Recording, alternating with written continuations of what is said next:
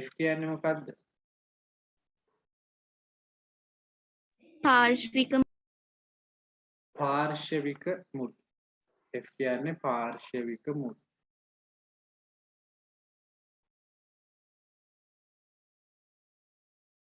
ඒතර මෙතන උත්තර 6ක් තියෙනවා. ඔයාලා දන්නවා එකකට භාගය ගානේ හම්බෙන්නේ.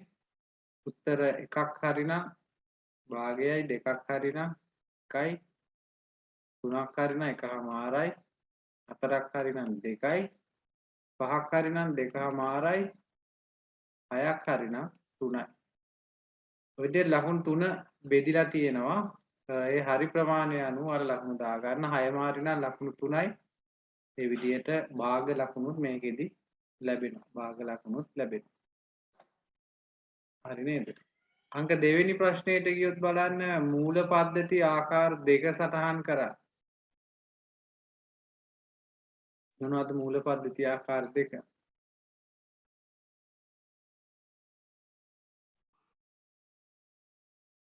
මුදුන් නූල පද්ධතිය දෙවෙනි එක මොකද්ද? තන්තු මූල පද්ධතිය.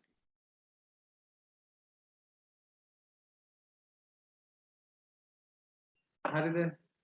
මූල පද්ධති වර්ග දෙක නෑනේ. ශාකයක ප්‍රධාන පද්ධති ගැන නෙමෙයි කියන්නේ. ශාකයක ප්‍රධාන පද්ධති ගැන නෙමෙයි කියන්නේ. ශාකයක තියෙන මූල පද්ධති දෙක අහන්න. ඒතර මුදුන් මූල පද්ධති සහ තන්තු මූල පද්ධති කියලා එන්න ඕන. ශාක පත්‍රයක කොටස් නම් කළ රූප සටහනක් අඳින්න කියලා තියෙනවා. ශාක පත්‍රයේ කොටස් මෙන්න මේ විදිහට ඔයාලා ඇඳලා තියෙන්න ඕන. මම මේකෙන් පෙන්නන්නම්.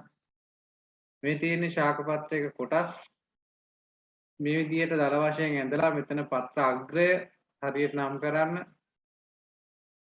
හරිද? පත්‍ර අග්‍රය ඊළඟට මෙතන තියෙන පත්‍ර ධාරය ඊළඟට පත්‍ර නාරටි තියෙනවා.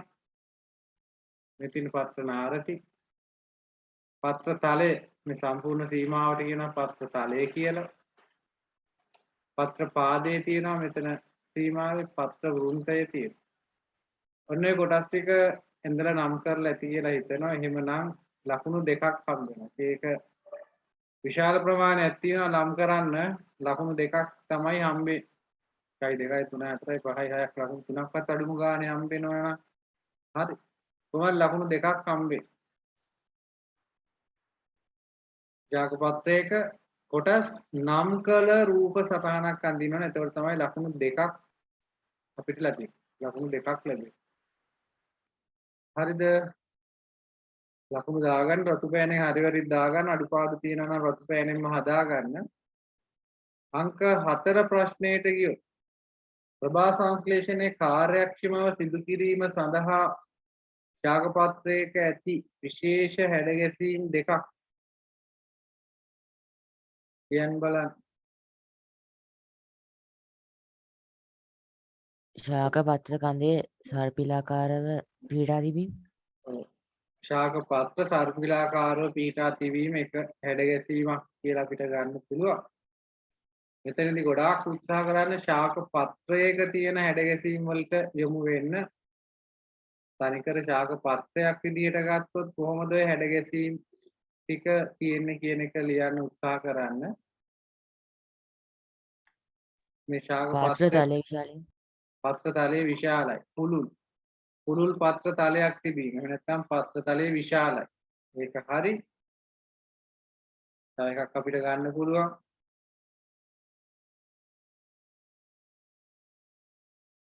තව මොකද්ද ගන්න?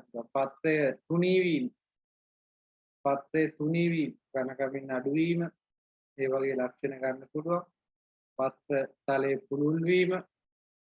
මේ ශාක පත්‍රයක තියෙන හැඩගැසීම් තමයි බලාපොරොත්තු වෙන්නේ ප්‍රධාන වශයෙන්ම. ලකුණු දෙකක් හම්බ වෙනවා එතෙන්ට. හරිද? ඊළඟට බලන්න 5 ආරෝහක කඳන් සහිත ශාකයක නමක් ලිය. එකයි අහන්නේ. ඔයාලා විවිධ උත්තර ලියලා ඇති. මොනවද තියෙන උත්තර කියන්න බලන්න. බෝංජි බෝංචි, වෙනිවැල්, ආරෝහක කඳන්. තව වෙනත් උත්තර ලියලා තියෙනවා නම් කියන්න එකක් ලියපුවාම ප්‍රමාණවත්.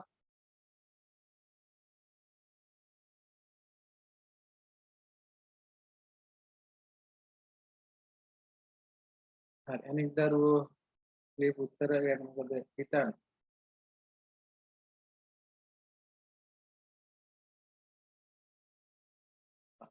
බලන්න. භූගත කඳන් සහිත ශාක දෙකක් සඳහා උදාහරණ ලියන්න. එක ලකුණයි හම්බෙන්නේ. ශාක දෙකක් ලියන්න ඕන. භූගත කඳන් වෙන්න ඕන.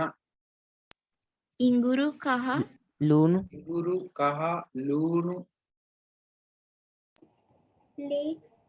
ලීක්ස්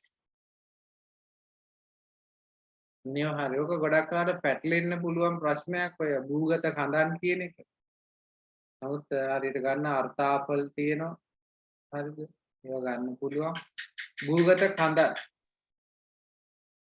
භූගත කඳන්. හරි නේද? කියන්නේ සර් හතරවෙනි ප්‍රශ්නේ හොඳින් හිරු එළිය ලැබෙනසේ පත්‍ර පිහිටා තිබීම කියන එක වැරදිද? හොඳින් හිරු එළිය ලැබෙනසේ පත්‍ර පිහිටා තිබීම.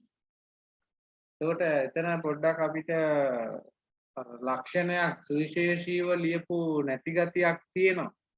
ඒ හොඳින් හිරු එළිය ලැබෙන්න කොහොමද පිහිටලා තියෙන්නේ කියන එක තමයි මෙයාලා බලාපොරොත්තු වෙන්නේ. හොඳින් හිරු එළිය ලැබෙන්න කොහොමද මේක පිහිටලා තියෙන්නේ? පත්‍රතලයේ පුරුල් වෙලා, පත්‍රේ තුනී වෙලා, ඊළඟට අර සර්පිලාකාරව තියෙන එකත් හරි. මොකද පත්‍ර වින්‍යාසය කියන එකත් මේ හොඳින් ආලෝකය ගන්න තමයි යාලා උපරිම උත්සාහ කරන්නේ. ඒ නිසා අර යාත්‍ර කියපු උත්තරේදී අපිට සුවිශේෂීව කියවෙන්නේ නැහැ මේ මොකද්ද කියලා. කියන්නේ ඒක වෙන්න මොනවද තියෙන්න ඕන කියලා තමයි මෙතනදී බලාපොරොත්තු වෙන්නේ. හරිද? ඒක ඒවා හදා ගන්න දැම්ම එතකොට ඒ විදිහට කතා කරලා එතෙන් බලන්න ලකුණු 11න් කීයක් උපයගෙන තියෙනවද කියලා එකතු කරන්න. 11ද කීයද කියලා මෙතෙන්ට ලකුණු ප්‍රමාණය දාන්න. චැට් එකට එවන්න.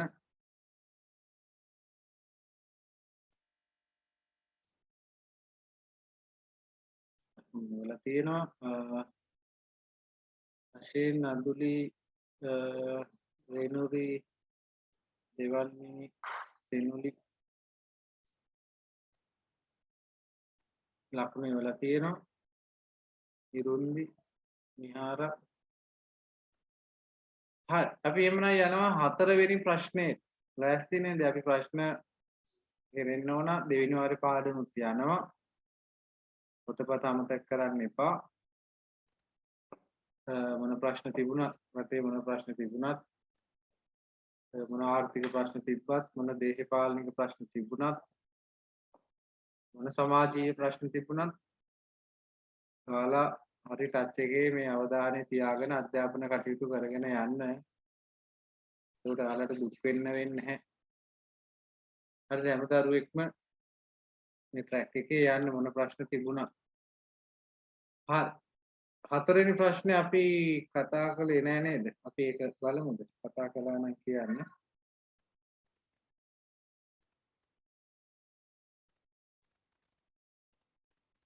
එසඳු ලක්ෂණ වල තියෙනවා. ක්ෂුද්‍ර ජීවීන් යනු කවුද? මේක අපි දිගින් දිගටම අපි කතා කරපු මාතෘකාවක්. ක්ෂුද්‍ර ජීවීන් ඔය ප්‍රශ්නෙත් අනිවාර්යෙන් හම්බ වෙනවා. ඔයාලා ලේසියෙන් කිරි කජු වගේ උත්තර ටික ලියන්න පුළුවන්. ක්ෂුද්‍ර ජීවීන් යනු කවුද? තනි සෛලකින් හෝ සෛල කිහිපයකින් සෑදී ඇති පියවි ඇසට නොපෙනෙන කුඩා ජීවි. පියවියස නොපෙනෙන කුඩා ජීවි. ඒතොර එතන සම්පූර්ණ උත්තරේ තියෙනවා. හරිද? ඒ නිසා බය වෙන්න දෙයක් නැහැ. ඕකම චුට්ට එහාට මෙහාට කරලා වල ලියලා ඇති. ඔයාලට කියන්න පුළුවන්. කියන්න බලන්න. තනි සෛලයකින් හෝ සෛල කිහිපයකින් සෑදී ඇති තනිව ගත් කල පියවි ඇසට පැහැදිලිව නොපෙනෙන ජීවීන්. හොඳයි. ඒ උත්තරෙත් හරි. කිසිම වෙනසක් නැහැ. උත්තර දෙකටම සම්පූර්ණ ලකුණු ලැබෙනවා. ලකුණු දෙකක් තියෙනවා. ඒ ලකුණු දෙකම ගන්න පුළුවන්. හරිද? ඔය අදහස් ඔය දෙකම එකයි කියපු දෙකම. ඒකම තමයි ඔයාලගේ උත්තරවලත් තියෙන්න ඕන. ශුද්ධ ජීවීන් කියන්නේ කවුද? තනි සෛලයකින් හෝ සෛල කිහිපයකින් සෑදී ඇති තනි සෛලයකින් හෝ සෛල ගණනාවකින් සෑදී ඇති තනි තනිව ගත් කල පියවි ඇසට නොපෙනෙන ජීවීන් ශුද්ධ ජීවීන් කියලා හඳුන්වනවා. දැන් ශුද්ධ ජීවීන් හමු විය හැකි පරිසර දෙකක් අපෙන් අහනවා. පරිසර ගණනාවක් කියනවා. මෙතන සුවිශේෂීව පරිසර කියලා නෑ ආන්තික පරිසරද මොනවද කියලා. කියන්න බලන්න. මුහුදේ හිම කඳු හිම කඳු මුහුද කාන්තා කාන්තාර මුහුදිය උල්පත් කුණුදිය උල්පත් ලවණ සහිත පරිසර මිනිස් දේහය තුල ශරීර මත පෙට්‍රල් ඩීසල් මොනවලක් තියෙනවා කියලා තියෙනවා. හරිද? මුළු තැන්ගේ නාන කාමරවල හැම තැනම ඉන්නේ. හරිනේ. ඒකෙන් දෙකක් ලියන්න. මෙතන ලකුණු ප්‍රමාණ දීලා තියෙනවා. ඔයාලට 2 3 4 5 6 9 මෙතන දෙකක් ලකුණු හම්බ වෙනවා.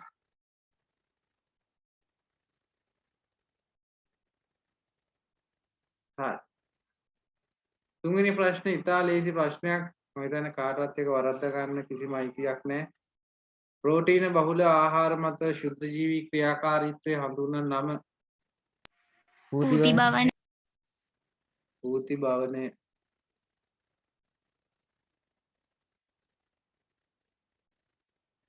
ඊළඟට හතරවෙනි ප්‍රශ්නේ. ලියලා නැත්තම් ලියා ගන්න අඩුපාඩු තියෙනවා නම් හදා ගන්න රතු පෑනෙන්. මම හිතන්නේ හැම දරුවෙක්ම මහන්සිලා වැට්ටිය කරන ඇති කියලා හිතනවා. හරිද? මට පේන්නේ. නමුත් වල වැඩ කෙරෙන්න ඕන. ඒක තමයි සාර්ථක ප්‍රතිඵල ගන්න පුළුවන්. විවිධ කර්මාන්ත සඳහා ශුද්ධ ජීවීන් භාවිතා කරන අවස්ථා දෙකක්. කොහු කර්මාන්ත කෝහ කර්මාන්තය, බේකරි කර්මාන්තය බේකරි කර්මාන්තය,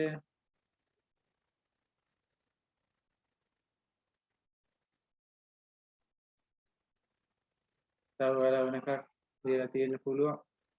එන්නත් නිෂ්පාදනය එන්නත් නිෂ්පාදනය, ජීවවායු කිරි ආශ්‍රිත ආහාර නිෂ්පාදනයේදී කිරි ආහාර ආශ්‍රිත නිෂ්පාදනයේදී කොම්පෝස්ට් පොහොර සෑදීම ගොඩක් තියෙනවානේ. හැම දරුවෙක්ටම කියන්න පුළුවන්.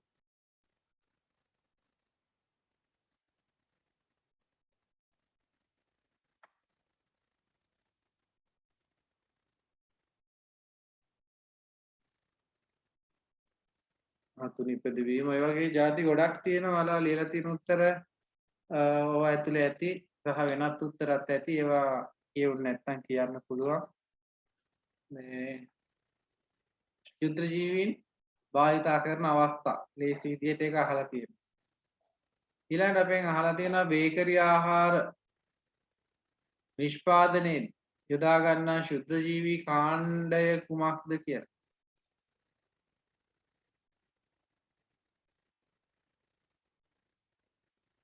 කොයි වගේ උත්තරයක්ද ලිව්වේ? ඊස්ට් පහ. ජීස්ට් කියලා ලිව්වත් හරි. එහෙම නැත්නම් දිලීර කියලා ලිව්වත් ගැටලුවක් නැහැ. ජීස්ට් හෝ දිලීර තියෙනවා නම් ලකුණු දෙන්න. ශුද්ධ ජීවී කාණ්ඩය මොකක්ද කියලා අහන්න. එතකොට මලට නිවැරදි උත්තරේ ලියන්න පුළුවන්. ඔය දෙකෙන් ඕනම එකක්. ජීස්ට් හෝ දිලීර. හරි. ඊළඟට 6 වෙනි ප්‍රශ්නේ.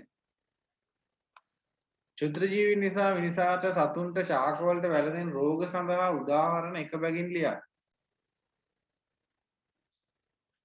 එක බැගින් ලියන්න කියලා තියෙනවා. මිනිසාට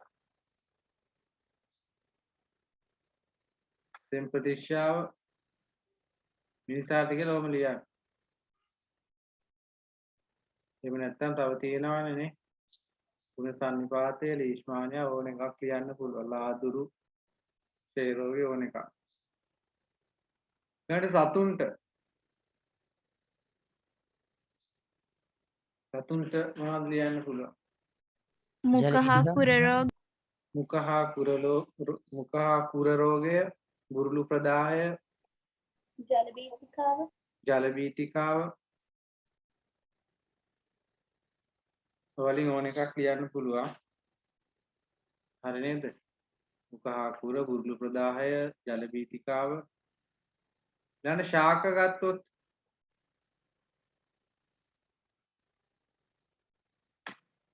අපිට ගන්න පුළුවන් කොළ, කොඩවීම,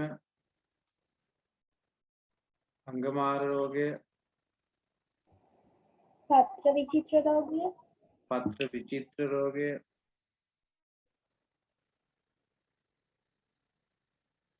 වලින් ඕන එකක් ගන්න පුළුවන්.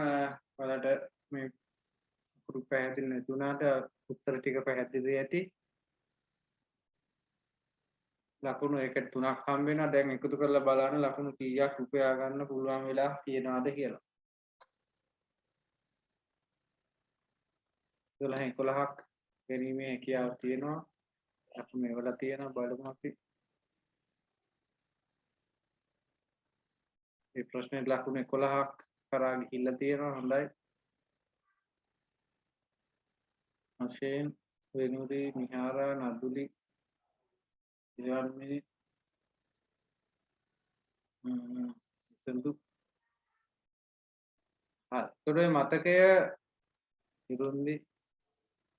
මේ මතකය අනිවාර්යෙන් තියාගන්න. ඊටා වැදගත්. අපි මේ ප්‍රශ්න පත්‍ර ගණනාවක් කළා.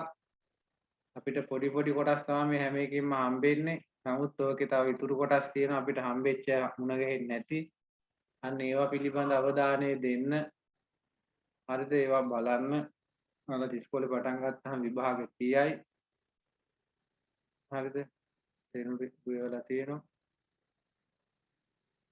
හරිද? අපි යමු ඊළඟ ප්‍රශ්නෙට. එතන හරි වැරදි දාන්න තියෙන ඔයාලට මේකේ හරි වැරදි දාන්න පුළුවන්.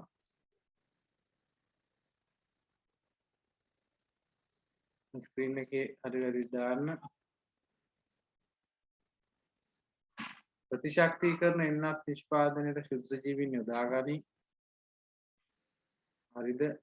ඕනේ. හරි. අලුහම් දිලීර මගින් බෝ වෙන රෝගයකි. එකත් හරිනේ. අලුහම් දිලීර මගින් බෝ වෙන රෝගයක්. කෘමීන් අයත් වන්නේ නිඩාරියා කාණ්ඩයටලු. කෘමීන් අයත් වන්නේ නිඩාරියා කාණ්ඩයට. ඒක වැරදිනේ. කෘමීන් අයත් තියෙන්නේ මොන කාණ්ඩයටද? ආතරපෝඩ. ආත්‍රපෝඩ. මොන විදිහට උත්තර ටක් ගාලා කියන්න පුළුවන් නම් හොඳයි. වටිනවා. ඇම්ෆිබියාවන් ශ්වසනය සඳහා ජලක්ලෝම යොදා ගනි. මම මේ ප්‍රශ්නේ කතා කළාද ඔයාලත් එක්ක මට මතක නැහැ. කතා කළා වගේ මතකයක් තියෙන. ඇම්ෆිබියාවන් ශ්වසනය සඳහා ජලක්ලෝම යොදා ගනි. ඔබ හොඳට හිතන්න. මොකද ඔය වගේ ප්‍රශ්නයක් අපිට එක තැනකදී හම්බුනාමට මතක විදිහට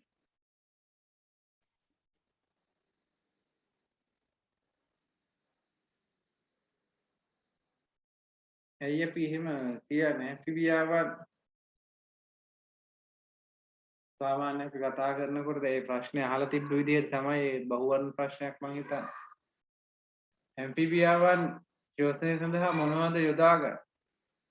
ජලක්ලෝම කියන කතන්දරේ එතනදී ඔහොම ඉන්නත් අයින් වෙන්න එපා. මෙන්න මෙතන තියෙනවානේ. මෙන්න මෙතනදී කියනවා මෙන්න මෙහෙම. ශ්වසනය සඳහා මෙයාලා යොදාගන්නේ මොනවද? පෙනහැලි, තෙතසම හෝ මුඛය. ඔක තමයි අපි සාමාන්‍ය ගන්න උදාහරණ ටික. ශ්වසනය සඳහා පෙනහැලි, තෙතසම හෝ මුඛය.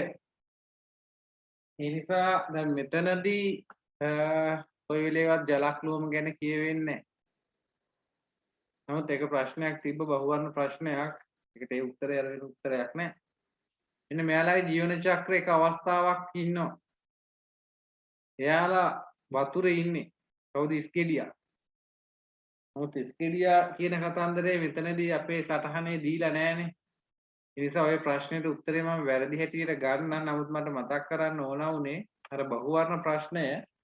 ඒ බහුවර්ණ ප්‍රශ්නය තුල ජලක්ලෝම කියන එක ඇතුළු කරලා තියෙනවා. මේ ඇම්ෆිබියාවන්ට ජලක්ලෝම. දැන් මෙතන ජලක්ලෝම කියන කතන්දරයක් කියලා නෑනේ. මේ මෙතන ජලක්ලෝම කියලා කතන්දරයක් නෑ. නමුත් මෙන්න මෙයාලගේ ඉන්නව කවුද? ඉස්කෙඩියා. ඉස්කෙඩියා. අන්න එයාලා ශ්වසනය සඳහා ජලක්ලෝම පාවිච්චි කරන. එයාලා ඉන්නේ අනිත් පොතේනේ. ඔන්න උතන ගැටලුවක් තියෙනවා. නමුත් උතනදී අපි හරිද වැරදිද දාන්නේ. අපි අතරමං වෙනවා. උතනදී අපි වැරදි කියන උත්තරේ ගමු.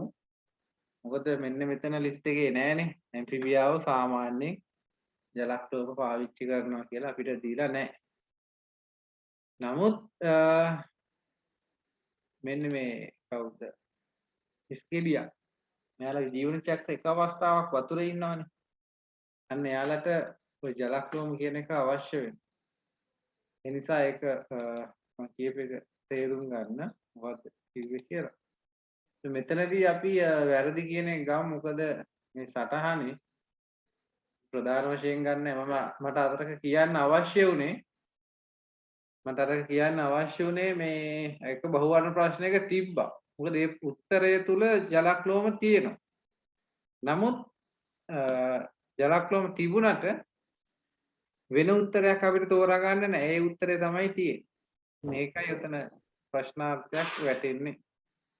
නමුත් අර පොදුවේ ලක්ෂණ ඇම්ෆිබියා යටතේ ජලක්ලෝම දීලා නැති හින්දා මේක වැරදි කියන ලක්ෂණයට යනවා. ගොටුකොළ දාවක මගින් ප්‍රචාරණය වන ශාකයකි. හරිනේ. පොටෑසියම් පර්මැංගනේට් වර්ණවත් සංයෝගයකි. ඒක දම් පාටයිනේ වර්ණවත්. හරිද? 6 වෙනි එක හරි. ඒකක පරිමාවක ස්කන්ධය ඒකක ද්‍රව්‍යක ඒකක පරිමාවක ස්කන්ධයේ ඝනත්වය ලෙස හැඳින්වේ. හරි. මිනිරන් ලෝහයකි. මොකද කියන්නේ මිනිරන් ලෝහයක්ද?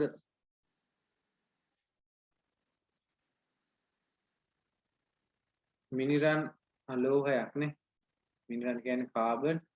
කාබන්ගේ අවස්ථාවක් එයා අලෝහයක්. මිනිරන් කියන්නේ අලෝහයක්. හරිද? මිනිරන් කියන්නේ අලෝහයක්. සෛලෆෝනේ කම්පණය වන දඬු සහිත සංගීත භාණ්ඩයකි. හර්ට්ස් 20ට වඩා අඩු සංඛ්‍යාත සහිත ශබ්ද මිනිසාට ඇසේ. වැරදිනේ. ඊට වඩා අඩු ඒවා අපිට ඇහෙන්නේ නැහැ. ඊට වඩා වැඩි ඒවා තමයි ඇහෙන්නේ. අඩු ඒවා ඇහෙන්නේ නැහැ. 20ට වඩා වැඩි ඒවා 20000ට වඩා අඩු ඒවා. ඔය පරාසය තුල තියෙනවා තමයි අපිට ඇහෙන්නේ. බලන්න ලකුණු එතන 10යිද තියෙන්නේ.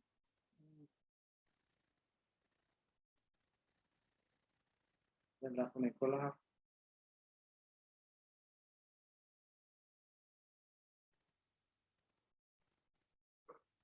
එතන 10යිනේ තියෙන්නේ 11ක් නෑ නේද? නෑ සර් 10යි. එතකොට ඔයාලගේ ඒකට බෝනස් එකක් එකතු කරගන්න. එතන හරි ගානට එකක් එකතු කරගන්න. හරි 7යි නම් තව එකක් එකතු කරගන්න. හරි 10යි නම් 11යි. හරි 9යි නම් 10යි. ඔයාලගේ හරි ගානට එකක් එකතු කරගන්න 11ක් අපිට අවශ්‍ය වෙන නිසා. හරිද? හරි ගානට එකතු කරගන්න. එකක් එකතු කරගන්න.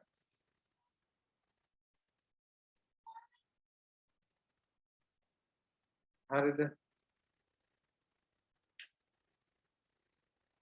අමාරු නෑනේ ලේසි. ඔයාලට විද්‍යාව ලේසි වෙලා තියෙන්න ඕන. අමාරු විදිහට ගොඩක් දේවල් නෑ. හරි ලකුණු එවලා තියෙනවා. එතකොට මෙතන නිරුන්දි එලා තියෙනවා රසල් එලා තියෙනවා අශේල් වෙනුරි දෙවන්මිනි නිසඳු මිහාර දුව ලකුණක් වැඩි වෙලා බලන්න චුට්ටක් ලකුණු 11යි අපිට ගන්න පුළුවන් හරි දැන් ප්‍රශ්න 11යි ප්‍රශ්න 10යි ලකුණු එකක් වැඩිපුර දෙනවා හින්දා 11යි පැහැදිලිනේ මේ ටික අමාරු නෑ ලේසි ඔයාලා වැඩ කරනවා නම් තවත් ලේසි ඒකට අපිට වැඩි මහන්සියක් දරන්න ඕනේ නෑ වැඩ කෙරුවේ නැත්තම් තමයි වැඩිපුර මහන්සි වෙන්න වෙන්නේ වැඩිපුර මහන්සි වෙන්න හරිනේ හොඳයි අපි ඊළඟට බලමු ඊළඟ ප්‍රශ්නේ දුලි විසන්ද වීම තියනවාද මේ මොහොතේ ඔයාලගේ පැතිවල ඒක බාධක එන්න පුළුවන් නමුත් ඒක මැඩ පවත්වාගෙන අපි වැඩේ කරගෙන යමු කොහොම හරි අපි 6 වෙනි ප්‍රශ්නයට යමු පරිසරයේ ඇසෙන ස්වභාවික ශබ්දයක් සහ කෘත්‍රිම ශබ්දයක් අපිට කියන්න කියලා තියෙනවා ස්වභාවික ශබ්දයක් මොකද්ද කුරුළු නාද කෘත්‍රිම ශබ්දයක් මොකද්ද යන්ත්‍ර සූත්‍ර වල ශබ්ද හරිනේ අය එකට ඔයාලා වෙන උත්තර ලියලා ඒවත් කියන්න පුළුවන් ස්වභාවික මේකයි කෘත්‍රිම මේකයි කියලා කියන්න ස්වභාවික මොනවද කෘත්‍රිම මොනවද ස්වභාවික දිය ඇල්ලක් ගලා කරන ශබ්දය කෘත්‍රිම රථ වාහන වල ශබ්දය හරිද විදිහට ගන්න පුළුවන් අමාරු නෑනේ ලකුණු ගන්න පුළුවන් වැස්සක හඬ අපිට ස්වභාවික කියලා ගන්න පුළුවන් වැස්සක් හඬ අපිට ස්වභාවිකයි හරිද යන්ත්‍ර සූත්‍ර ඒ වලින් එන හඬ කෘත්‍රිමයි රූපවාහිනියෙන් එන හඬ ගුවන් විදුලි වලින් එන හඬ ධ්වනි ප්‍රභවයක් කියන්නේ මොකක්ද ධ්වනි ප්‍රභවයක් ධ්වනි උත්පාදනය ආයි චුට්ටක් කියන්න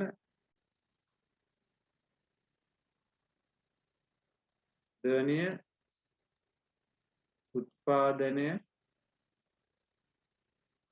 කරන ද්‍රව්‍ය ධ්වනි උත්පාදනය කරන ධ්වනි නිපදවන හඬ උත්පාදනය කරන නැත්නම් හඬ නිපදවන ද්‍රව්‍ය වලට අපි කියනවා ධ්වනි ප්‍රභව කියලා හරිද ධ්වනි ප්‍රභව අපි දන්න ධ්වනි ප්‍රභව තියෙනවා නේද ඒවා බෙදෙනවා ප්‍රධාන කොටස් දෙකකට කම්පණය වෙන අවස්ථාව අනුව අපිට ඒවා බෙදන්න පුළුවන් හරිද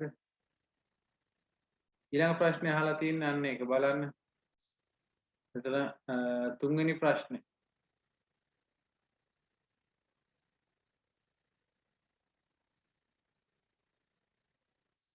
මෙතන අහලා තියෙන ආකාර මොන බලන්න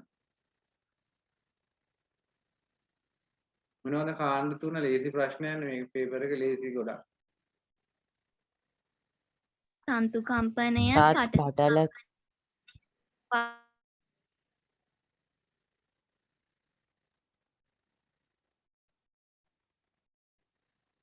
එහෙම නැත්නම් තන්තු එහෙම නැත්නම් තත් භාණ්ඩ කියලා කියනවා පටල කම්පනය එහෙම නැත්නම් ශුෂිර භාණ්ඩ සමාඝාත භාණ්ඩ කියලා කියනවා වාතයේ කම්පනය නෙවට කියනවා ශුෂිර භාණ්ඩ කියලා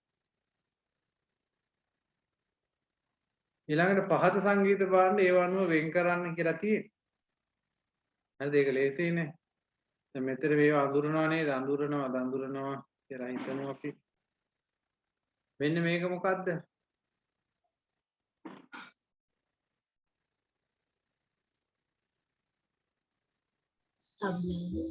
තබ්ලාව ගිටාරය මේක මොකද්ද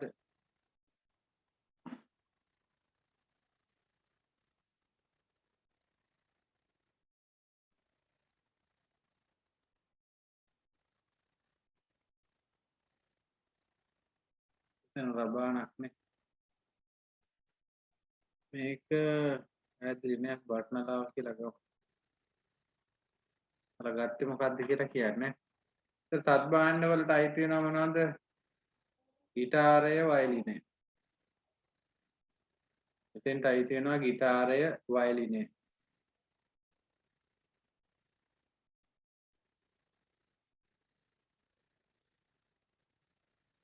පටල වලට එනවා තබ්ලාව, කබාන. වාතයකට අයිති වෙනව මොනවද? ට්‍රම්පට්, බටනලාව. ඔය විදිහට අපිට බෙදා ගන්න පුළුවන්. හරිද? පැහැදිලිනේ? ලකුණු කීයක් හම්බ වෙනවද මේ ප්‍රශ්නෙට බලන්න.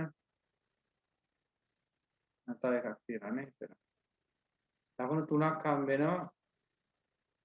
ධ්වනි ප්‍රභවයක සංඛ්‍යාතයේ යනු කුමක්ද කියලා අහලා තියෙනවා. කාටද මතක සංඛ්‍යාතය? ඕක නම් ටිකක් අමතක වෙලා නම් අමාරුයි. කියන්න බලන්න වෙනුරුද?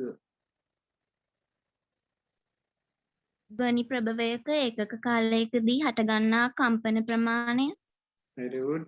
ඒකක කාලයකදී හටගන්න ඒකක කාලයකදී හටගන්නා කම්පන ප්‍රමාණය ධ්වනි ප්‍රභවයක් කියලා තියෙන එක වඩා හොඳයි. ඒකක කාලයකදී හටගන්නා කම්පන ප්‍රමාණය වේ. මොනකට කියනවා කම්පන සංඛ්‍යාතය කියලා. ඒකක කාලයකදී හටගන්නා කම්පන ප්‍රමාණයට කියනවා කම්පන සංඛ්‍යාතය කියලා. මේ ලකුණු එකක් තමයි එකට වෙන් වෙන්නේ. දැන් එකතු කරලා බලන්න ලකුණු කොහොමද බෙදිලා තියෙන්නේ කියලා. මේ ප්‍රශ්නේ අමාරු ප්‍රශ්නයක් නෙමෙයි. ඔය අවසාන එක මතක නැත්නම් විතරයි අමාරු. ලකුණු 11ක් ගන්න පුළුවන් ප්‍රශ්නයක්. වෙර අවසාන එක මතක නැත්නම් තමයි අමාරු. පාඩම් කරලා තිබ්බ නැත්නම් අමාරු. සර්ගේ තුන්වෙනි ප්‍රශ්නෙට ලකුණු 3යි. 3යි ලකුණු වල වෙනසක් එනවද?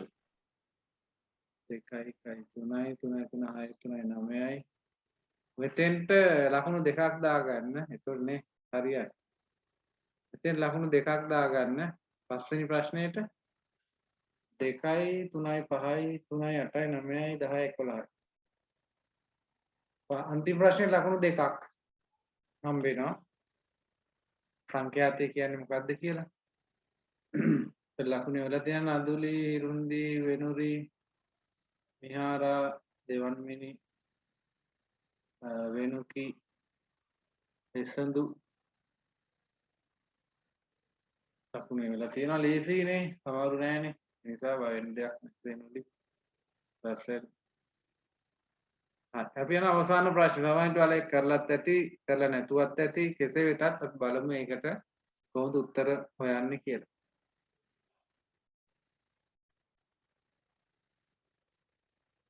සංශුද්ධ ද්‍රව්‍යයක්. සංශුද්ධ ද්‍රව්‍යයක ඕනෑම දෙයක් සංශුද්ධද නැද්දද කියලා හොයාගන්න ඔය ද්‍රවාංක, තාපාංක, ඝනත්ව කියන ඒවා පාවිච්චි කරන්න පුළුවන් කියලා අපි ඉගෙන ගත්තා. හරිද? සංශුද්ධ නම් එයාලට අනන්‍ය වෙච්ච තාපාංකයක් තියෙනවා, ද්‍රවාංකයක් තියෙනවා, ඊළඟට ඝනත්වයක් තියෙනවා. එහෙම තියෙනවනේ. හරි. ඒකට දැන් මෙහෙම ඇටවුමක් සකස් කරලා තියෙන උෂ්ණත්ව මාන මන්තය කියන එක දන්නව නේද? ඔක අමතක වෙලාද දන්නේ. මන්තය මොකටද ගන්නෙ? මම මේක ප්‍රශ්නෙට යන්න කලින් අහන්නේ. මන්තය මොකටද ගන්න කියලා දන්නවද? ජලය මන්තනය කරන්න. ඔව් ජලය මන්තනය කරා. එහෙම නැත්නම් ජලය කලත්තන්න. ඒතර අර ආහාරයෙන් ලැබෙන තාපය ඒකාකාරව මේ බීකරේ පුරා පතුරවන්න තමයි අපි මන්තනේ දාලා කලත්තන්නේ. මේ මන්තනයෙන් අපි කලත්තනවා. මන්තනය කරනවා. කලත්තනවා. කලත්තනකොට මොකද වෙන්නේ? අර තාපය ජලයේ පුරාම පැතිරලා යනවා. ඒතකොට හැමතැනටම ලැබෙන්නේ එක වගේ තාපයක් කියලා අපි උපකල්පනය කරනවා. හරිද? හරි. AB නම් කරන්න කියලා තියෙනවා.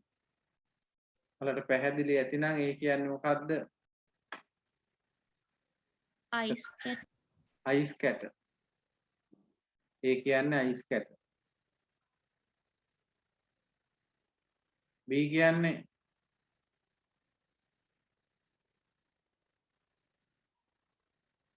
මොකක්ද? කැකෑරුම් නලය කැකෑරුම් නලය. කැකෑරුම් නලය. B කියන්නේ කැකෑරුම් නලය. කවුරු හරි පරීක්ෂා නලය කියලා තිබ්බත් ගැටලුවක් නැහැ.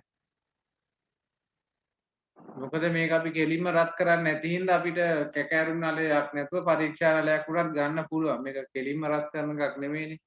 ජල බීකරේ හරහා රත් වෙන හින්දා අපිට පරීක්ෂා නලයක් ගන්න පුළුවන්. කැකෑරුම් නලයක් නැතුව. හරි.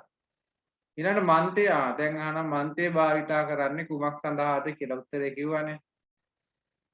ජලය බීකරේ ඇති ජලය ඒකාකාරව රත් වීම නැත්නම් කලත්තම් ජලය කැළැත්වීමට කියලා උත්තර ලියලා තියෙනවද කියලා බලන්න. ජලය මන්තනය කිරීමට, ජලය කැළැත්වීමට, ඒ ජලය කලත්තන්නේ ඇයි කියන එකත් චුට්ටක් මේක ඇතුළට දාගන්න පුළුවන් නම් හොඳයි. ජලයේ පුරා එකම උෂ්ණත්වයක්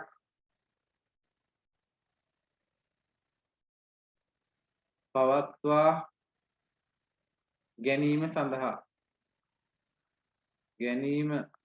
සඳහා ජලය කැළැත්වීමට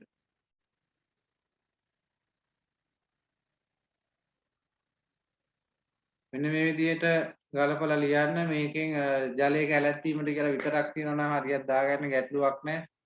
මේ උත්තරය බලන්න අර ජලයේ පුරා ඒකාකාර උෂ්ණත්වය බෙදා හරින්න කියන අදහසත් ඔක ඇතුළට දාගන්න පුළුවන් නම් ඔයාලගේ උත්තරය ඇතුළට දාගන්න. සමහරවිට මේක අමාරු වෙන්න පුළුවන් මට හිතෙන විදිහට.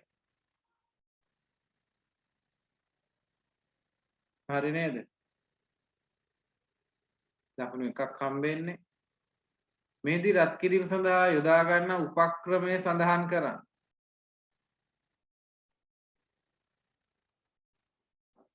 මොකක්ද මෙතනදී අපි රත් කරන්න ගන්න උපක්‍රම? ස්ප්‍රීතු ලාම්පුවක් දැල්වීම. බයිසන් දාහකයක්.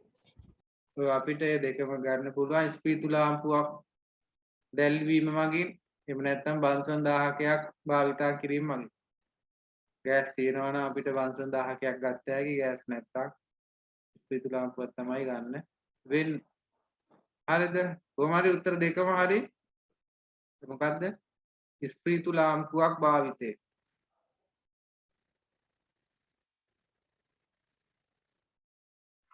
එහෙම නැත්නම් බන්සන් 1000ක භාවිතය. රත් කරන්න පුළුවන්. ඊළඟට රත් කිරීමේදී අයිස් සම්පූර්ණයෙන් ද්‍රව වන තෙක් උෂ්ණත්වමානයේ පාඨාංකය කෙසේ වෙනස් වේද? දැන් මේ අයිස් සම්පූර්ණ රත් වෙනකන් උෂ්ණත්වමානය මොකද වෙන්නේ? අපි දන්නවා වෙනසක් වෙන්නේ නැහැ. උෂ්ණත්වමාන පාඨාංකයේ වෙනසක් වෙන්නේ නැහැ. ඇයි වෙනසක් වෙන්නේ නැත්තේ? අර අයිස් සම්පූර්ණයෙන් ද්‍රව වෙනකන්. උෂ්ණත්වමානය සෙල්සියස් අංශයක කීයද තියෙන්නේ? බිඳුව. බිඳුවේම තමයි තියෙන්නේ. අයිස් සම්පූර්ණ උෂ්ණත්වමාන පාඨාංකය කෙසේ වෙනස් වේද? උෂ්ණත්වමාන පාඨාංකය සෙල්සියස් අංශයක බිඳුවේ හිම පවතී. මම ඉතින් ලියන්නම්. උෂ්ණත්වමාන පාඨාංකය සෙල්සියස් අංශයක බිඳුවේ හිම පවතී. සම්පූර්ණයෙන් අයිස් කැට ද්‍රව වෙනකම් සෙල්සියස් අංශයක බිඳුවෙම තමයි තියෙන්නේ. හරිද?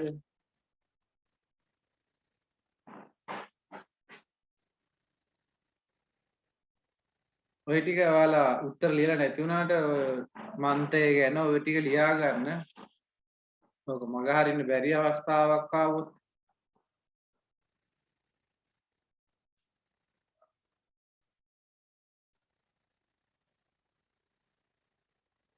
ලකුණු එක එක යන්නේ. ඊළඟ ජලයේ ද්‍රවයක ද්‍රවාංගය ජලයේ නෙමෙයි ද්‍රවයක ද්‍රවාංකය කියන්නේ මොකක්ද කියලා අහලා තියෙනවා. ද්‍රවයක ද්‍රවාංකය කියලා කියන්නේ ඝන අවස්ථාවේ පවතින ද්‍රව්‍යයක්. ඝන අවස්ථාවේ පවතින ද්‍රව්‍යයක් ද්‍රව අවස්ථාවට පත්වන නිශ්චිත උෂ්ණත්වය. ඝන අවස්ථාවේ පවතින ද්‍රව්‍යයක් ද්‍රව අවස්ථාවට පත්වන නිශ්චිත උෂ්ණත්වය ද්‍රවාංකය කියලා හඳුන්වනවා. එහෙම නැත්නම් සරලව කිව්වොත් ඝනයක් ද්‍රවයක් බවට පත්වන නිශ්චිත උෂ්ණත්වය. ඝනයක් ද්‍රවයක් බවට පත්වන නිශ්චිත උෂ්ණත්වය. ඝනයක් ද්‍රවයක් බවට පත්වන නිශ්චිත උෂ්ණත්වය. ඒකට කියනවා ද්‍රවාංකය කියලා. මෙහිදී ජලයේ ද්‍රවාංකය කලින් අපි කිව්වා සෙල්සියස් අංශක බිඳුවයිනේ. සෙල්සියස් අංශක බිඳුවයි. ඒ ටික මතක් කරගන්න. ලකුණු එක එක හම්බ වෙනවා. ඊළඟ ජලයේ තාපාංකය හොයා බලන්න. සරල මේ ක්‍රියාකාරකමක නම් කළ රූප සටහන. හරිනේ මේ ටික. මෙතනින් පෙන්නන්න.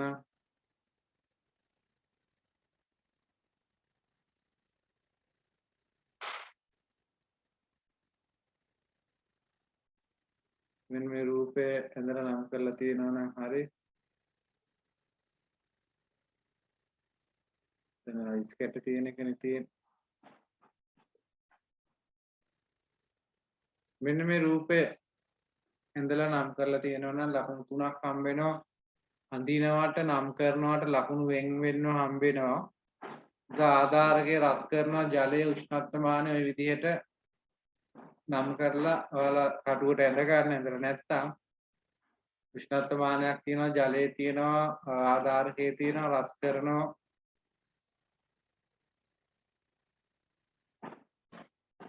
මේ විදිහට අපිට ගන්න පුළුවන්. හරිද?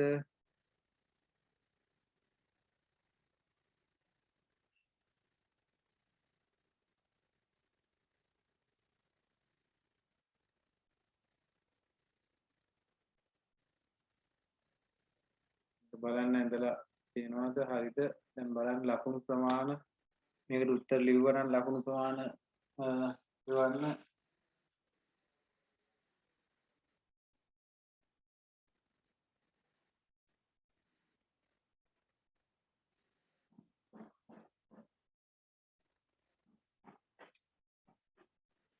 ලියලා නැති බවක් තියෙනවා.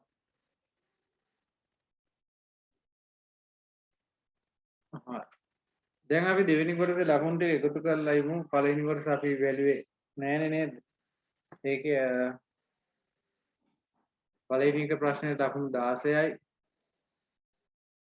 ඊට පස්සේ 11 ඒවා බලන්න. ඔයාලා ප්‍රශ්න ඔක්කොම ලිව්වා නම් වැඩිපුර ප්‍රශ්න ඔක්කොම ප්‍රශ්න 7ක් තියෙනවන්නේ. ප්‍රශ්න 7ක් හත් වෙනි එකට ලකුණු කීයක් ලැබෙනවද? 11යි 2යි 3යි 4යි 5යි 6යි 7යි 10යි තියෙන්නේ. 1යි 3යි 4යි 5යි 6යි 7යි 8යි 9යි 10යි. මෙන්න මේකට ලකුණු දෙකක් දාගන්නකො. පස්වෙනි ප්‍රශ්නේ ලකුණු දෙකක් කරගන්න. ද්‍රවාංකය යන කුමක්ද කියන එක 3යි 4යි 5යි 6යි 7යි 8යි 9යි 10යි 11යි. ලකුණු 11ක් ලැබෙන්න ඕන. ලකුණු ඉවලා තියෙනවා.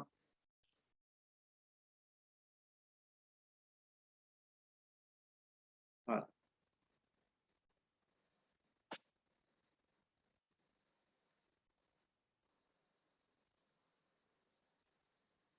ප්‍රශ්න 7ක් තියෙනවානේ. අපිට ලියන්න ඕන 5කට විතරයි. ඒතකොට ලකුණු දෙකක් 11 ලකුණු දෙකක් අපිට අයින් කරන්න වෙනවා. මම මෙතනින් හදලා පෙන්නන්නම්. මෙන්න මේ විදිහට ලකුණු ටික බෙදා ගන්න. ඔයාලා දන්නවනම් ලකුණු ටික එකතු කරලා දෙවෙනි කොටසේ ලකුණු ටික හදා ගන්න කීයද කියලා. පළවෙනි ප්‍රශ්නේට ලකුණු හම්බ වෙනවා 16ක්. අංක 2ට 11යි. 3 11යි 4ට 11යි 5ට 11යි 6ට 11යි 7ට 11යිනේ. ඉතින් මෙතනින් ලකුණු ප්‍රශ්න දෙකක් කපන්න ඕන. ඔයාලා අඩුවෙන් ගත්ත ලකුණු දෙකක් ඇතිනේ. දැන් මේ 7ම ලිව්වොත් විතරයි මම මේ කියන්නේ. 6ම ලිව්වොත් එකක් කපන්න. 5ක් ලියලා විතර නම් ඒ මුකුත් කරන්න ඕනේ නැහැ. 5 ලකුණු ටික එකතු කරා. ප්‍රශ්න 6ම හෝ 7ම ලියලා නම් වැඩිපුර 6ක් ලිව්වනම් වැඩිපුර එකක් කපන්න වෙනවා. 7ක් ලිව්වනම් වැඩිපුර දෙකක් කපන්න වෙනවා. අඩුම ලකුණු එක හෝ දෙක කපලා එකතු කරන්න. එකතු කරලා දැන් මෙතන මම මෙහෙම කපන්නම් නිකන්. ඒතර ප්‍රශ්න 5යි තියෙන්නේ. ලකුණු 60ක් ලැබෙනවා. 60න් 60ක් ලැබෙනවා. දැන් ඔය ටික එකතු කරලා ලකුණු ප්‍රමාණය ගන්න කීයද කියලා.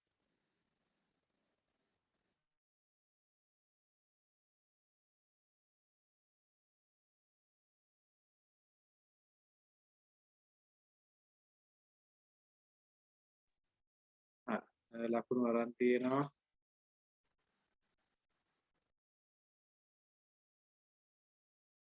56යි 60යි 58යි ඒ වල සතුටු වෙන්න පුළුවන් හොඳ ලකුණකට ගිහිල්ලා තියෙන හින්දා 39යි 60යි 60යි 50යි 58යි 60යි 60යි 45යි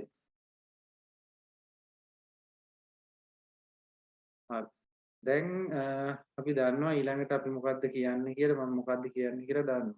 මොකද්ද මම ඊළඟට කියන්නේ?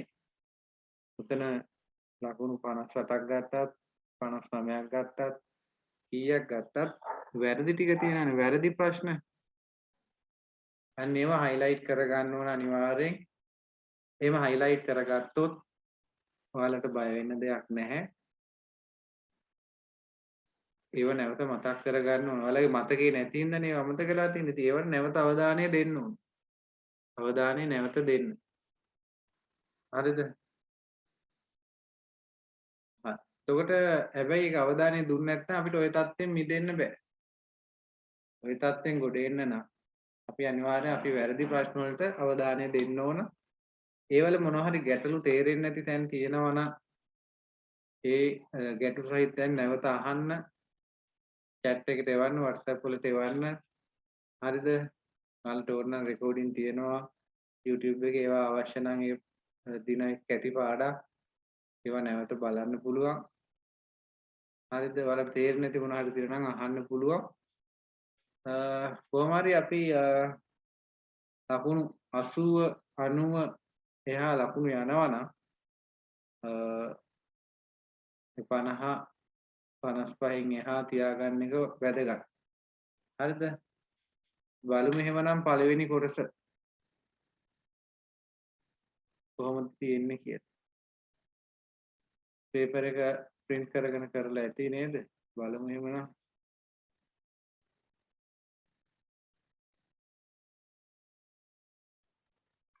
මේක අපි කතා කරේ නෑනේ නේ. හරි.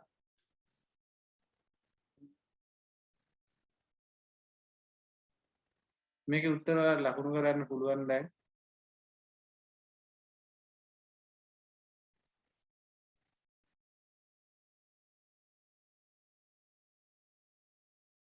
මුදුන් මුලක් සහිත ශාක ගැන මෙතන අහන්නේ.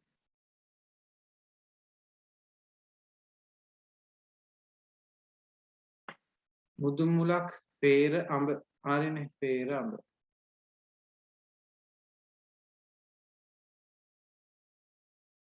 ඊළඟට අපි යමු ඉහළ ශ්‍රව්‍යතා සීමාවක් තියෙන්නේ කාටද? වවුල. සැකයක් නැහැනේ. වවුලට තමයි ඉහළ ශ්‍රව්‍යතා සීමාවක් තියෙන්නේ. ඔය හර්ට්ස් 20000ට වඩා වැඩි ඒවට අපි කියන අති ධ්වනි තරංග කියලා. ඒවා වවුලට ඇහෙනවා හොඳට. ඊළඟ ශුෂ්ක කලාපයේ වැඩෙන ශාකයක ලක්ෂණයක් නොවන්නේ. ශුෂ්ක කලාපයේ වැඩෙන ශාකයක ලක්ෂණයක් නොවන්නේ. දැන් ඔය ප්‍රශ්නේ වලට තේරෙනවද ගැටලුවක් තියෙනවද දන්නේ? අපිශාක ගැන අපි කතා කරලා තියෙනවද කියන ගැටලුව තියෙනවා. අපිශාක ඒතර අනිත් උත්තර බලපුවාම මේ ඔක්කොම තියෙන්නේ ශුෂ්ක කලාපයේ වැඩෙන ලක්ෂණ. එහෙනම් මෙයා තමයි ඒකේ නොගැලපෙන උත්තරේ. අපිශාක කියන්නේ මොනවද? කියන්න බලන්න. අහලා තියෙනවද අපිශාක ගැන?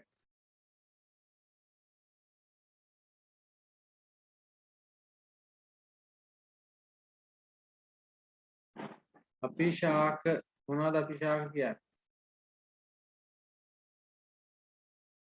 අපිශාක කියන්නේ ඔයාලා දැකලා ඇති සමහර ඔය දියසීරාව තියෙන ඒ වර්ෂාපතනේ වැඩිපුර ලැබෙන ප්‍රදේශවල මේ ගහේ කඳේ වෙන වෙන ශාක වේදුරු වගේ දේවල් හැදෙනවා.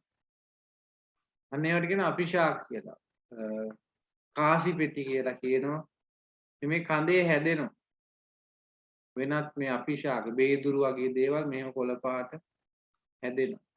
කඳේ හැදෙන ඒවට කියන අපිශාක. අපිශාක හැදෙන්න නම් හොඳට වතුර තියෙන්න ඕන. වර්ෂාපතනේ වැඩිපුර ප්‍රදේශයක් වෙන්න ඕන. ඒතර මේ ශුෂ්ක කලාපයේ වතුර නැති ඇස්සේ මෙහෙම අපිශාක හැදෙන්න තියෙන ඉඩ කඩක් නැහැ. නිසා මේවා හැදෙන්නේ නැහැ. ඒ නිසා මේ තුන්වෙනි එකට උත්තරේ ඔයාලා තෝරගත්ත උත්තරේ හරි. හතරවෙනි ප්‍රශ්නෙට යමු.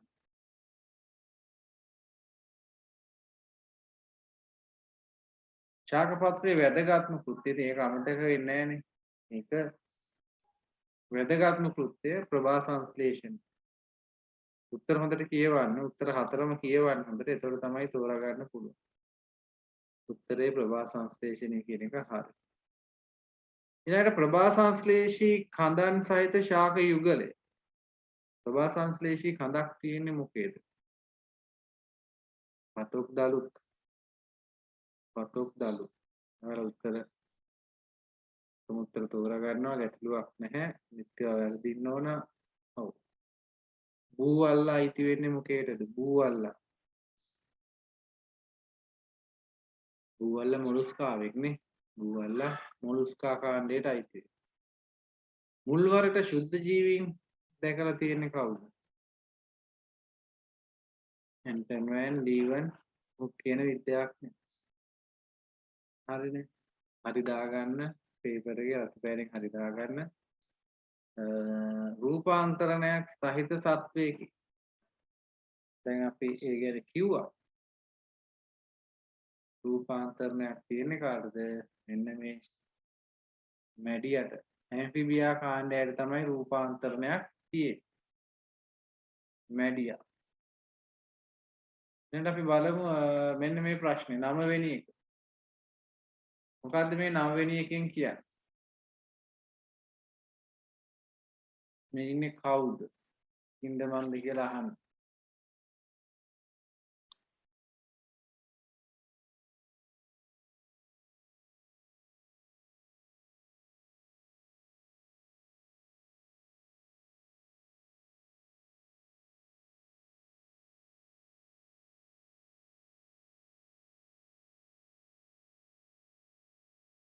මේ නම මොකද්ද?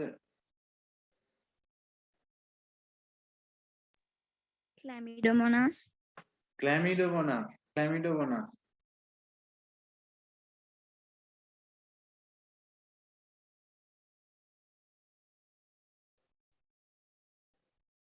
Chlamydomonas. මෙයා ඇල්ගී විශේෂයක් වෙච්ච ශුද්ධ ජීවියෙක්. Chlamydomonas. ඇල්ගී.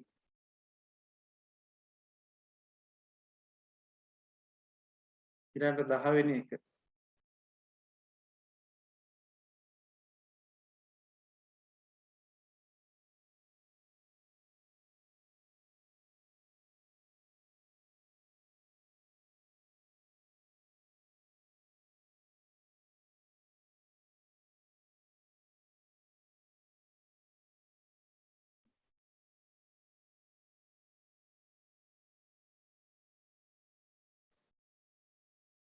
බැක්ටීරියා නිසා හැදෙන රෝගයක් තමයි ක්ෂය රෝගය.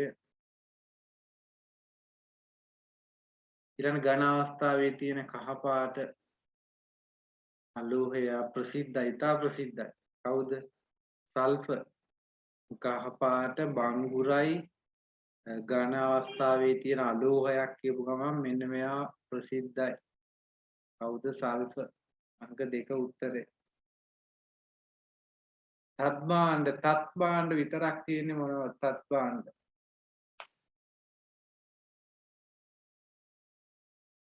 වයලිනේ, ගිටාරේ, සිතාරේ. ඔක්කොම තත් කම්පණය වෙන්නේ.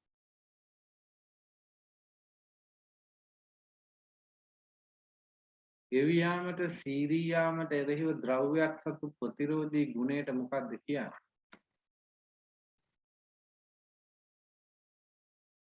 ඒවා මතක් වෙනවා කියන්නේ ඔයාලට සතුටු වෙන්න පුළුවන්. ඔයාලගේ මනසේ තැම්පත් වෙලා තියෙන හොඳටම ඉඳ සතුටු වෙන්න පුළුවන්. අමතක වෙලා නම් චුට්ටක් ඒ විෂය කොටස් ටික නැවත බලන්න. දෘಢතාවය තමයි මේකේ නිවැරදි උත්තරය. ඊට වායව කන්දේ ආහාර තැම්පත් කරනවා වරද්ද ගන්න පුළුවන් ළමයි. වායව කන්දේ කියපුවාම සංචිත මූල් කියපුවාම භූගත කඳන් කියපුවාම ওই කොටස් ගොඩක් වෙලාවට වරදිනවා. නමුත් වායව කන්දේ ආහාර තැම්පත් වෙච්ච අවස්ථාව තමයි කිතුල් කියලා කියන්නේ. කිතුල්.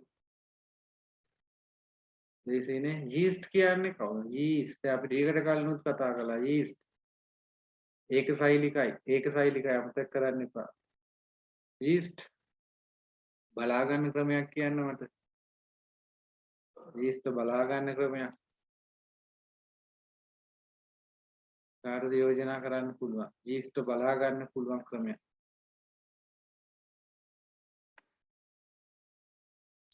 පොල් වතුර නියදී. පොල් වතුර නියඳියක් අරගෙන අපිට බලා ගන්න පුළුවන්.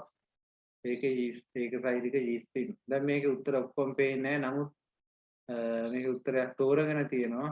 මේ මුල් එකට අපි කියනවා කරු මුල් කියලා. කරු මුල්. හරි. මොකක්ද?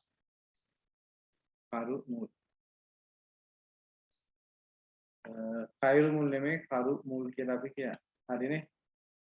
කරු මුල්.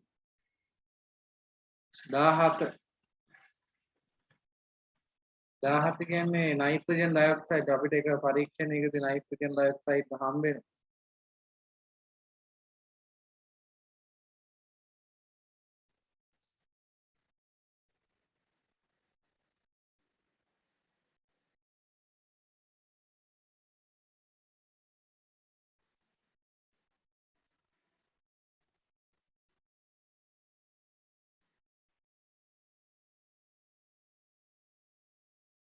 නයිට්‍රජන් කියන්නේ දුඹුරු පාට වායුවක්.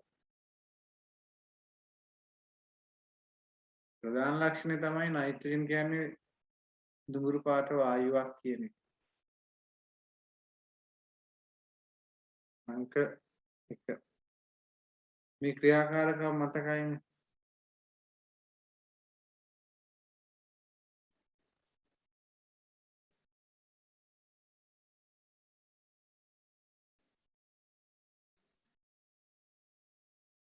මෙතනින් එකතු වෙන වායුව මතකයි කාබන් ඩයොක්සයිඩ් වායුව හැදෙන්නේ එතිල් මධ්‍යසාර ඇල්කොහොල් දුර්ගන්ධයක් කියන එක. වෙනම කතන්දරයක්. මෙතන පිරෙන වායුව කාබන් ඩයොක්සයිඩ් වලින් තමයි පිරෙන්නේ. අවසාන ප්‍රශ්න 2. මූලද්‍රව්‍ය පමණක් අඩංගු වන කාණ්ඩය.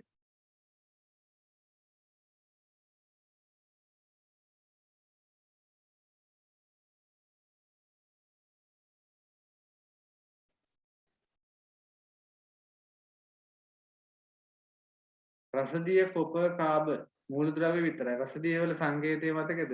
Hg කොපර් කියන්නේ Cu කාබන් කියන්නේ C. ඒත් එයාලා ගැනත් ගොඩක් අමතක වෙන සුළුයි. නමුත් බලන්න අංක 2 උත්තරේ. මෙන්න මේ ලක්ෂණ පෙන්වන ජීවියා උත්තරේ තියෙන මෙන්න මෙතන නෙමෙයි 1 2 3 4 තියෙන තැන් වල උත්තර තියෙන්නේ ABC කියන්නේ ලක්ෂණ තුනක් 1 2 3 4න් කවුද ඔය කියන්නේ කියලා බලන්න. සංදිසයිත උපාංග ඛණ්ඩනේ බන්ධනේ නෙමෙයි ඛණ්ඩනේ වෙලා තියෙනවා. ඛණ්ඩනේ බාහිර සැකිල්ලක් තියෙනවා. අන්න වලට තෝරගන්න පුළුවන් මේ ඉන්නේ ආත්‍රකෝඩාවෙක් කියලා. දැන් බලන්න 20ම අරගෙන ඇති සමහර දරුවෝ කාලේසි ලකුණු කරපු විදිහට 20 සර් 17 වෙනි ප්‍රශ්නටයි 18 වෙනි ප්‍රශ්නටයි උත්තර පෙන්වන්න පුළුවන්ද? 17ට 1 18ට 1 දෙකටම 1 17ටයි 18 උත්තර වෙලා තියෙනවා Sir, 17යි. thank you. හරි 17යි 19යි 20යි වෙනුරේ වෙලා තියෙනවා ගෙහාලා වෙලා තියෙනවා වෙනුකි අශේන් 17න් එහා තියාගන්න උත්සාහ කරන්න අඩු වෙන ප්‍රශ්න highlight කරලා මතක තියාගන්න. දෙනුලි නදුලි දෙවන්මිනි අශේන් වෙලා තියෙනවා හිරුන්දි. එතකොට මේකේ අමාරු ප්‍රශ්න දෙක තුනක් තියෙනවා. ඒවා highlight කරගන්න. ඇයි වැරදුනේ කියලා හිතනවා හැමතිස්සෙම කියනවා. උදාහරණයක් විදිහට මම අහන්නම්. වෙනුකිදුව පුළුවන් නේද උත්තර දෙන්න? එක ප්‍රශ්නයක් වැරදිලා තියෙනවා. මොකද්ද වැරදුණු ප්‍රශ්නේ? සර් 15 වෙනි ප්‍රශ්නේ. 15 වෙනි ප්‍රශ්නය ඊස්ට් ගැන අමතක වීමක් වෙලා ඇත්තේ. එතකොට ඊස්ට් කියන්නේ දිලීරයක් අපිට පළවෙනි කොටසේ තියෙනවා. ඒක highlight කරගෙන එක මතක තියාගන්න උත්සාහ කරන්න. ඉතින් ඇයි වැරදුනේ කියන එක අපි හැමතිස්සෙම කල්පනා කරන්න ඕන. අපිට අමතක වෙලාද? එහෙම නැත්නම් දැනගෙන වරද්දලාද? කලබලයට වරද්දලාද? කියන එක අපි හැමතිස්සෙම උත්සාහ කරන්න ඕන. තේරුම් ගන්න. අනෙක් දරුවෝත් ඉන්නවා මේ අහන්නේ නැහැ හැමෝගෙම ඔය වගේ එක්කෙනෙක් දෙන්නෙක්ගෙන් අහනවා. අහන්න පේපර් එකක් කරලා ඉවරනම අහනවා. ඇයි වැරදුනේ? මොකක්ද හේතුව කියලා. දැන් 40න් අපි අවසාන ලකුණ බලමු. ඔයාලට සතුටු වෙන්න පුළුවන් ලකුණක් එවිල්ලා ඇති හැමෝටම. හැමෝම මට අවසාන ලකුණ එවන්න ඕන. ඔතනට හම් වෙන ලකුණු 40ක් දෙකෙන් වැඩි කරන්න. ඔතනට දෙකෙන් වැඩි කරන්න. දෙකෙන් වැඩි කරපුවාම 40න් කීයද කියලා එයි. ඒකට අර පළවෙනි කොට දෙවෙනි කොටසේ ලකුණු ටික එකතු කරන්න තියෙනවා. දෙවෙනි කොටසේ ලකුණු එකතු කරන්න තියෙනවා. අපි හිතමු පළවෙනි කොටසේ ලකුණු 40ක් ගත්තා 20න් 20යි ඒ කියන්නේ 4න් 40යි. දෙවෙනි කොටසේ 60යි. අන්න ඔයාලට සතුටු වෙන්න පුළුවන් ලකුණු 100ක් ආවා. ඒක එහාට මෙහාට වෙලා තියෙන්න පුළුවන් මම කියන්නේ 100%ම කියලා.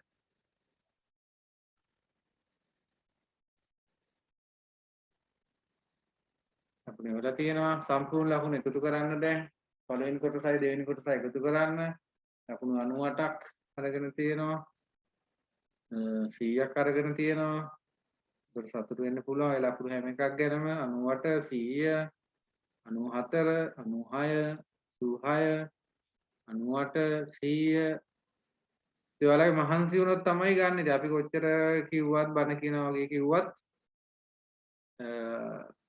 එහෙම බෑ. ඔයාලගේ ආකල්ප ඔයාලගේ මෙහි උනන්දුව තියෙනවා 94යි. අපි මෙවල තියෙනවා මෙන්න මේ දරුවෝ දෙවන්මිනි වෙනුරි සඳු අශේන් නදුලි වෙනුකි සෙනුලි මිහාරා හැම දරුවෙක්ගේම ලකුණු හොඳ මට්ටමක තියෙනවා. අනිත් දරුවොත් ඒවම නැති දරුවොත් ලකුණු ටික දාන්න ලකුණු 50ක් ගත්තත් අපි උත්සාහ කරන්න ඕන මම ඔයාලව පොළඹවන්න උත්සාහ කරන්න මේක මට තනියෙන් කරන්න පුළුවන් වැඩක් නෙමෙයි දෙමාපියන්ට කරන්න පුළුවන් වැඩකුත් නෙමෙයි ඔය දරුවන්ගේ ඔළුව ඇතුළට යන්න ඕන ලකුණු ඉහළ ලකුණු ගත්තොත් සතුටු වෙන්න පුළුවන් ප්‍රශ්නේ තියෙන්නේ මේ තියෙන විෂය දේවල් ඔයාලට ආසාව කියන එක පිළිබඳ ගැටලුවක් තියෙනවා. ඔයාලා ආසාවෙන් මේ වැඩේ කරනවා නම් ඒවට පොත් බලනවා, පාඩම් කරනවා, ඒවා කරනවානේ. ආසාව කියන එක නැති වුණොත් තමයි ගැටලුව. ඔයාලා ආස වෙනත් දේවල් ඇතිනේ. ඇයි ඒවට ආස? ඒවා එච්චර දුෂ්කර නැතුව එක. ඒ නිසා අනිත් දේවල් වලට ඔයාලගේ තියෙන කැමැත්ත හරිද? දැන් අපි හිතමු කෑම එකක් ගත්තොත් ඔයාලා කන්න කැමති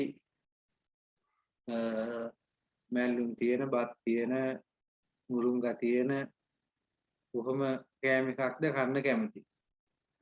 එහෙම නැත්නම් හොඳට ෆ්‍රයිඩ් රයිස් වගේ තියෙන සොසේජස් තියෙන එකේ මොකද්ද කන්න කැමති කියලා හෙව්වොත් ඔය දෙවෙනියට කියපු එකනේ කන්න කැමති. ඇයි? ඔයාලගේ රසන ආහාර අර කලින් කියපු ආහාරයට වඩා දැන් කියන එකට හැඩ ගැහිලා. ඒකට අර කියන එක කොච්චර ගුණදායක වුණත් ඒකට ආසාවක් නැහැ නේ. හින්දා ඒකට කන්න ප්‍රියතාවයක් නැහැ. නමුත් අපි දැනගන්නවා ඒක ಗುಣ කෑමක් තියෙන කියලා. ඉතින් අර කැමැත්ත ඇති කරගන්න ඕන. දැන් මෙතනදිත් ඔයාලගේ රසන ආහාර තියෙන වෙන වෙන දේවල් වලට වෙන්න පුළුවන්. මොනවද? මට එකක් දෙකක් කියන්න බලන්න. ඔයාලගේ කෑම නෙමෙයි මේ පාඩම් කරන එක සම්බන්ධයෙන් ගත්තාම ඔයාලගේ ජීවිතය ගත්තාම සමහරවිට රසන ආහාර තියෙන වෙන වෙන දේවල් වලට. මොනවද? ඔයාලා කළා හෝ නොකළා හෝ එකක් දෙකක් කියන්න. ඔයාලට හිතෙන විදිහට.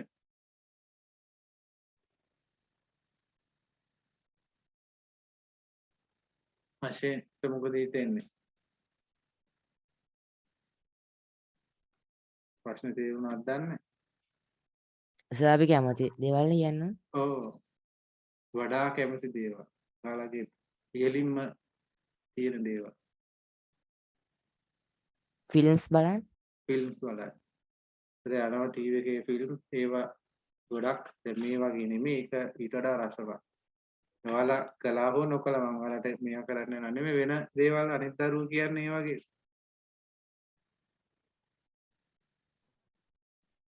වෙනුරිදුව ක්‍රිකට් මැච් බලන්න.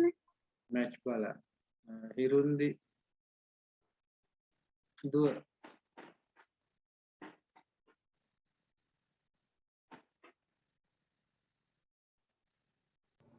සින්දු අහන්න. සින්දු අහන්න. ඊළඟට අපි ඇහුවොත් තව කැමැත්තෙන් උත්තර දෙන්න පුළුවන් දර උත්තර කියන්න. මිහාර දුව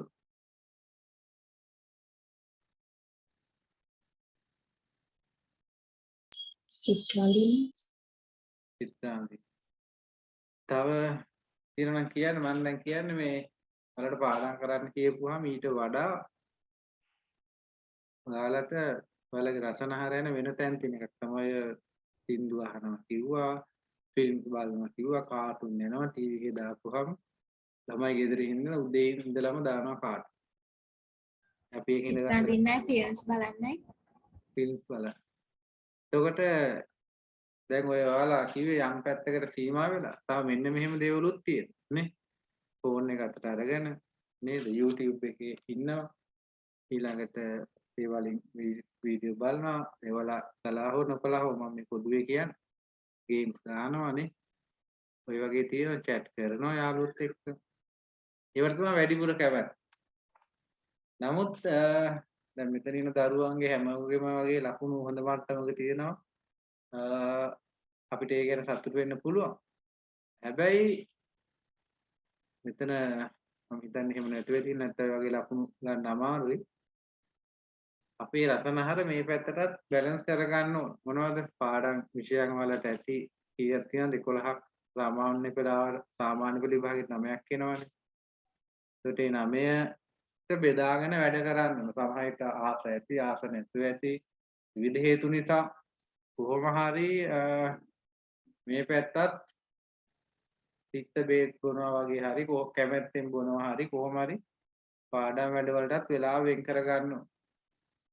හරි සමහර දරුවෝ දැකලා තියෙනවා දිගටම ෆෝන් එකේ දෙමාපියොත් එක්ක රාන්දු. එහෙම කරගන්න නැතුව මේ ගමන යන් කියලා මම කියන්නේ. හරි නේද? කොහරි ඔක්කොම දරුවෝ වගේ ලකුණු ඒවලා තියෙනවා මිහාරා සමෝත් සෙන්ලි ඔක්කොම ඒවලා හරි. අපි එහෙමනම් අපිට පොඩි වෙලාවක් තියෙනවා. අපි ඒ වෙලාව යනවා අපේ පාඩමේ දෙවෙනි වාරේ පාඩමේ ඉතුරු ටික කතා කරන්න. එහෙනම් ඔයාලගේ ටියුට් එක ලෑස්ති කරගන්න. ඔය ලකුණු මට්ටම ඔයාලගේ විභාගෙදි උපයා ගන්න උත්සාහ කරන්න. පළවෙනි වාර විභාගෙදි විභාගෙ තිබ්බොත් ඒ ලකුණු පිටිපස්ස දැනුවත් කරන්න. අවංකව ලියලා ඔයාලගේ ලකුණු උපයා ගන්න උත්සාහ කරන්න. අපි යමු අපේ ටියුට් එකේ තියෙන අපිට තව ඉතුරු ටිකක් කතා කරන්න.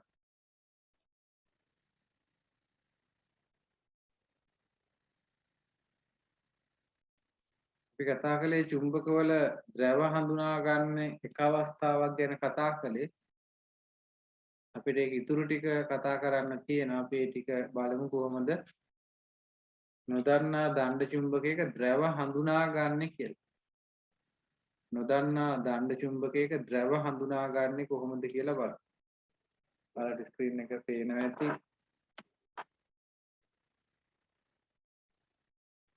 මේක අපි කතා කරානේ. දෙවෙනි අවස්ථාව තමයි මේ ටික වල ඔක්කොම ලිව්වේ නෑනේ නේ. මේ ටික ඔක්කොම ලිව්වද?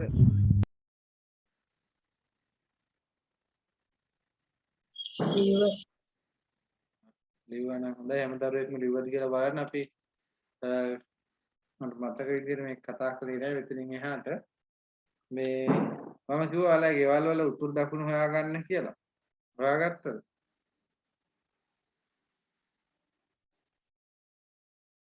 ඔයාලා ගෙවල් වල ඔයාලා ඉන්න තැනට සාපේක්ෂව උතුර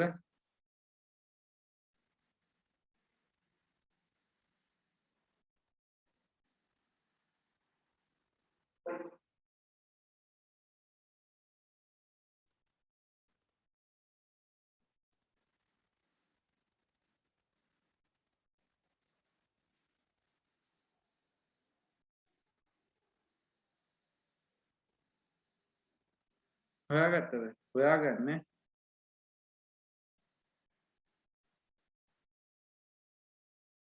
හරි. මෙන්න මෙතන බලන්න.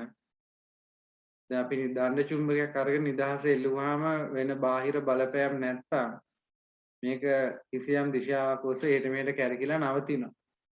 නවතින්නේ අපි හිතුව මේ තියෙන්නේ මම මේ කිව්වේ නැන්නේ පෘථිවිය උතුරු පැත්ත නම් ඔයාලගේ වල වලට සාපේක්ෂව උතුරු පැත්ත නම් ඔය තියෙන්නේ. එහෙනම් ඒ උතුරු පැත්තට හැරුණේ උත්තර ධ්‍රවය කියලා අපිට ගන්න පුළුවන්. මේ තියෙන උත්තර ධ්‍රවය කියලා ගන්න පුළුවන්. එහෙනම් අනිත් පැත්ත දක්ෂිණ ධ්‍රවය. ඔය තියෙන තව ක්‍රමයක්. මේක ලිව්වද කියන එක බලන්න. ශ්‍රී ලංකාරණය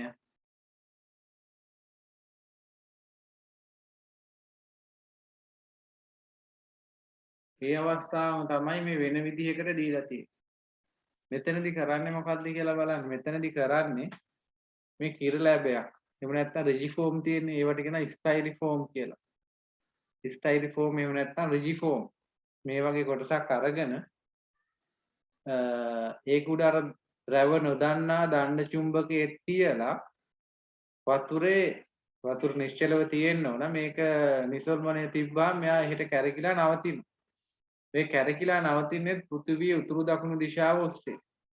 ඒතර පෘථිවියේ උතුරු පැත්තට හැරිලා තියෙන ද්‍රවය අපි හඳුනා ගන්න උත්තර ද්‍රවය කියලා. අනිත් පැත්ත දක්ෂිණ ද්‍රවය. ඒ තව ක්‍රමයක්. මොකද්ද? උතුරු දකුණු දිශා චුම්බකයක උත්තර ද්‍රවයයි දක්ෂිණ ද්‍රවයයි හඳුනා ගන්න තියෙන තව ක්‍රමයක්. හරිද? ඊළඟට මෙන්න මෙහෙම එකක් තියෙනවා. මේ මොකද්ද මේ? මෙතන තියෙන්නේ අපි ද්‍රව දන්නා දණ්ඩ චුම්බකයක් ගන්න. ද්‍රව දන්නා දණ්ඩ චුම්බකයක් අරගෙන අපිට පුළුවන් ආකර්ෂණය හෝ විකර්ෂණය වීම අනුව ඒ ද්‍රවය හඳුනා ගන්න. දැන් ඔයාලට මේ ස්ක්‍රීන් එකේ ලකුණු කරන්න මේ අපි ද්‍රව දන්නා දණ්ඩ චුම්බකයක් ගේනවා. ඒකේ ද්‍රවයක් පේනවා ඇති. එහෙමනම් මේ ද්‍රව නොදන්නා දණ්ඩ චුම්බකයේ මේ ද්‍රවය මොකක්ද කියලා ලකුණු කරන්න බලන්න.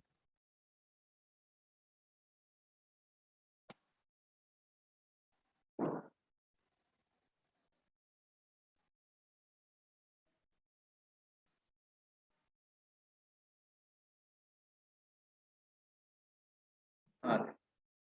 ඔයාලට ඒක අපහසුවක් නෑ. මොකද මෙතන තියෙන්නේ උත්තර ද්‍රවයක් කියන එකට ආකර්ෂණය වෙනවා මේ පැත්තේ දක්ෂිණ ද්‍රවයක් වෙන්න එපා. අන්න ඔයාලට පුළුවන් ඒකේ ද්‍රව නොදන්නා දණ්ඩ චුම්බකයක ද්‍රව හඳුනා ගැනීම කරන්න. හරි ද්‍රව නොදන්නා දණ්ඩ චුම්බකයක මේ දණ්ඩ චුම්බකය ද්‍රව නොදන්නා දණ්ඩ චුම්බකයක අපිට ඒක හොයාගන්න පුළුවන්.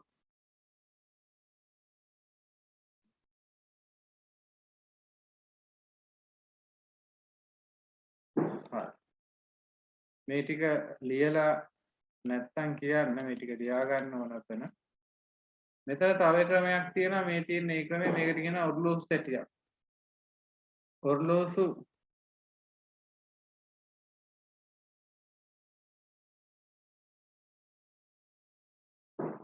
මේ මෙතන තියෙන ඔර්ලෝසු තැටියක්. ඔර්ලෝසු තැටිය උඩ තව ඔර්ලෝසු තැටියක් තියෙනවා. ඒ තිබ්බාම මෙයා මේක උඩ තියෙන කැරකෙන්න පුළුවන්. මෙහෙම තිබ්බාම කැරකෙන්න පුළුවන්. ඕක තියලා ඉවරලා අර දණ්ඩ චුම්බකය උඩින් තියලා මේ මොකද වෙන්නේ අර දණ්ඩ චුම්බකය කැරකෙන පෘථිවිය උතුරු දකුණු දිශාව ඔස්සේ මෙයාට කැරකෙන්න පුළුවන්. එහෙම කැරකිලා නවතිනවා නැවතුනහම අපිට හඳුනා ගන්න පුළුවන් උතුරු දකුණ මොකක්ද කියලා. මේ පැත්ත නම් තියෙන්නේ පෘථිවිය උතුර. එහෙනම් මේ පැත්තත් දණ්ඩ චුම්බකයේ උතුර කියලා හඳුනා ගන්න පුළුවන්. පැහැදිලිද? ඔය තියෙන අපි කතා කරන්නේ දණ්ඩ චුම්බකයක ද්‍රව නොදන්නා දණ්ඩ චුම්බකයක ද්‍රව හඳුනාගෙන.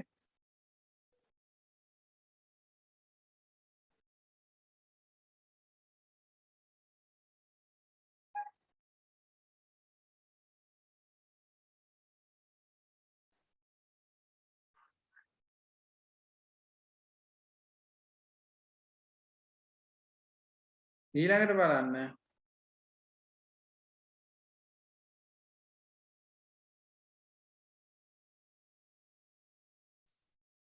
චුම්බකයක චුම්බක ක්ෂේත්‍රය. එතන මේක තමයි අද අපිට අර ටික ලියලා ඉවර ඇති කියලා උපකල්පනය කරලා මම මෙතෙන්ට එනවා. අපි චුම්බකයක් ගත්තොත් මෙන්න මේ වගේ රටාවක් ලස්සන රටාවක් බලා ගන්න පුළුවන් කාන්දම් කුඩු ටිකක් තියලා. හරිද? ඉතින් අපි මේ ටික කතා කළේ නෑ මං හිතන්නේ. මේ වලටත් පුළුවන් යකඩ කුඩු දණ්ඩ චුම්බකයක් උඩින් කඩදාසියක් තියන්න. කොයි වෙලේවත් අපි කරන්නේ මේ දණ්ඩ චුම්බකය යකඩ කුඩු උඩට දාන්නේ. මොකද ඒකේ අර යකඩ කුඩු ඊට පස්සේ අයින් කරන්න ගියාම හරි කරදරයි. නිසා අපි ඒක දාන්නේ නැහැ. එතකොට මේ දණ්ඩ චුම්බකය මෙතන මේ රූප සටහනේ මෙහෙම තියෙනවා තිබ්බට අපි සාමාන්‍යයෙන් මේ කුඩින් කඩදාසියක් දාලා තමයි සුදු කඩදාසියක් දාලා තමයි මේ විදිහට යකඩ කුඩු දාලා පොඩ්ඩක් තට්ටුවක් දාපුවම මෙන්න මේ වගේ ලස්සනට හිටිනවා රටාවක. ඒත් මේකේ වලට පේනවා ඇති මේ අපි කියනවා මේකට බල රේඛා ඉදිරියේදී කියනවා. මේ මනං කල්පිත රේඛා ටිකක් මෙතන තියෙන්නේ. ඔන්න ඔය බල රේඛා පිහිටලා තියෙන සීමාවක් තියෙනවා.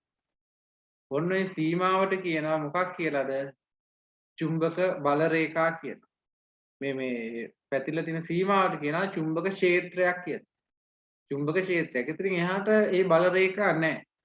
එතනින් එහාට බල රේඛා නැහැ. එහෙනම් මේ චුම්බකයක් වටා චුම්බක බලය පැතිරලා තියෙන කිසියම් ප්‍රදේශයක අන්නේ චුම්බක බලය පැතිරලා තියෙන ප්‍රදේශයට අපි නමක් කියනවා චුම්බක ක්ෂේත්‍රයක් කියලා.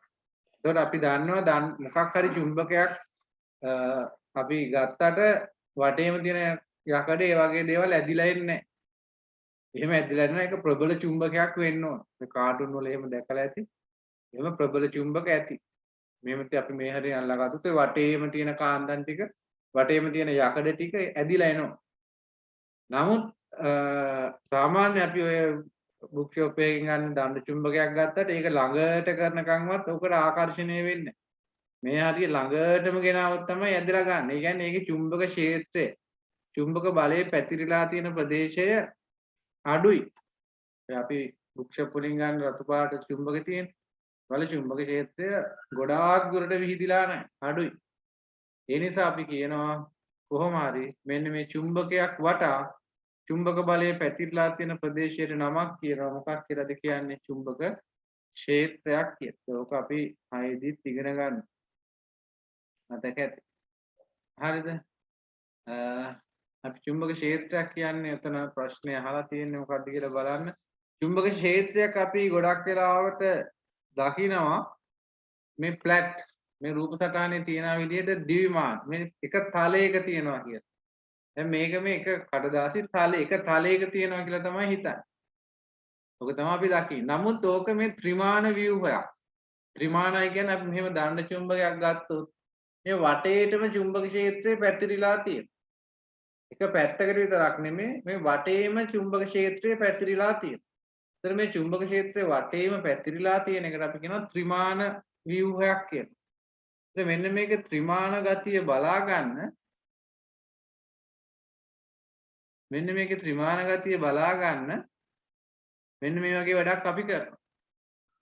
මෙතන අපි ගන්නවා මේ තියෙන පරීක්ෂා නලයක් මෙතන තියෙන්නේ බීකරයක් ඊළඟට මෙතන තියෙනවා ග්ලිසරීන් කියලා. මේ ග්ලිසරීන් එහෙම නැත්නම් අපිට පොල් තෙල් ගන්න පුළුවන්. මේ එකක් රුපියල් 85ක් විතර වෙයි මම හිතන්නේ. මේකෙන් එක බෝතලයක් මදි මේකට දාන්න මේක හැටියට. කොහොම හරි මේක වැඩි හරියක් පිරෙන්න තියෙන උනත් ග්ලිසරීන් වලින් හරිද? ග්ලිසරීන් වලින් පිරෙන්න තියෙන්න ඕන. ඊට පස්සේ ඒකට දානවා යකඩ කුඩු. එතකොට මේක යකඩ කුඩුයි ග්ලිසරීනුයි මිශ්‍ර කරලා තමයි මේකට දාන්නේ. හරිද? මේක ග්ලිසරීන් යකඩ කුඩු මිශ්‍ර වෙලා තියෙනවා.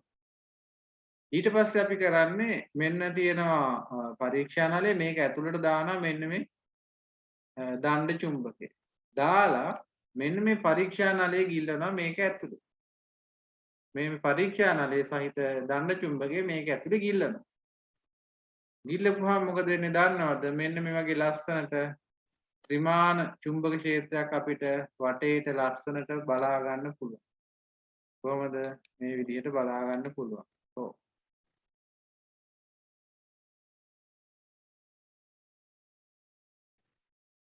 මේ තියෙන මේ වගේ ත්‍රිමාන රූපයක් මේ වටේම බැලුවොත් ඔගේ අර බල රේඛා ලස්සනට වටේටම විහිදිලා තියෙනවා. ඒක බලා ගන්න මේ තියෙන අර පෙළ පොතේ තියෙන ක්‍රියාකාරකම යකඩ කුඩු මිශ්‍ර ග්ලිසරීන්. මතක තියාගන්න යකඩ කුඩු මිශ්‍ර ග්ලිසරීන් යකඩ කුඩු මිශ්‍ර ග්ලිසරීන්. හරිද? එන්නේ ටික බලන්න ත්‍රිමාන රූපයක් කියන එක ත්‍රිමානයි කියන එක තේරෙනව නේද? ඔක වටේටම තියෙන. චුම්බක බල රේඛා වටේටම තියෙන. හරි. එවනම් අපි මෙන්න මේ සටහන උතනින් ලියා ගමු අපිට අහලා තියෙන ඊළඟ ප්‍රශ්නය.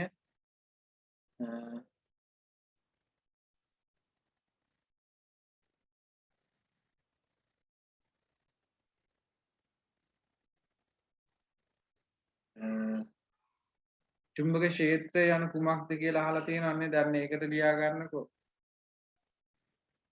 අංක 7 චුම්බකයක චුම්බක ක්ෂේත්‍රය යන කුමක්ද කියලා අහලා තියෙනවා. ඒකට ඔක ලියා ගන්න.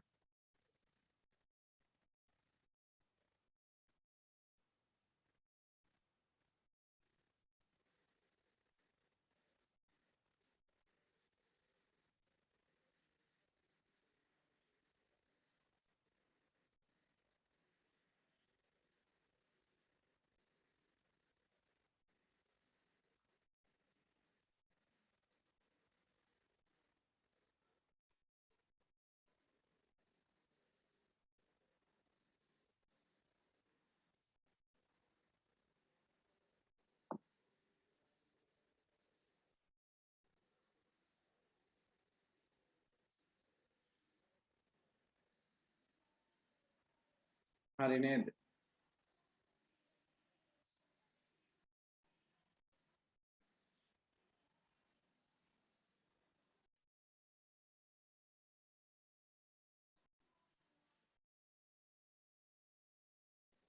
හරිනේ.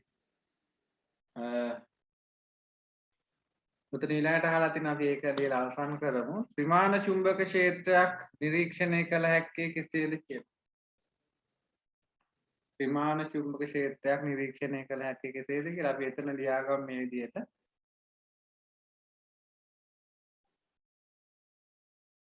බීකරයකට යකඩ කුඩු මිශ්‍ර කළ ග්ලිසරීන් ගන්න බීකරයකට යකඩ කුඩු මිශ්‍ර කළ ග්ලිසරීන් ගන්න බීකරයකට යකඩ කුඩු මිශ්‍ර කළ ග්ලිසරීන් ගන්න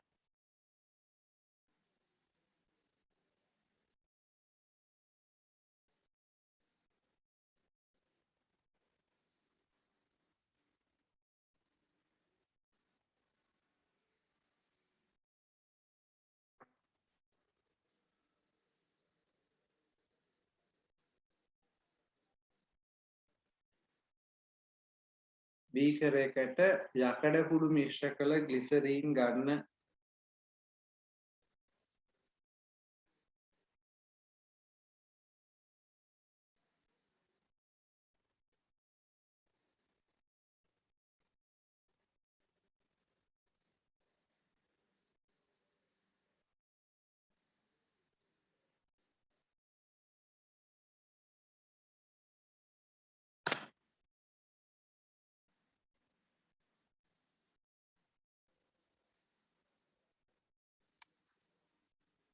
ඊට පස්සේ ලියා ගන්න. ඒ තුලට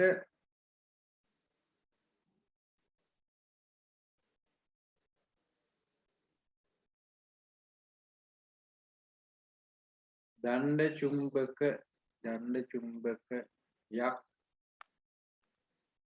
සහිත පරීක්ෂා නලයක් ගිල්වන්න. ඒ තුලට දණ්ඩ චුම්බකයක් සහිත පරීක්ෂා නලයක් ගිල්වන්න.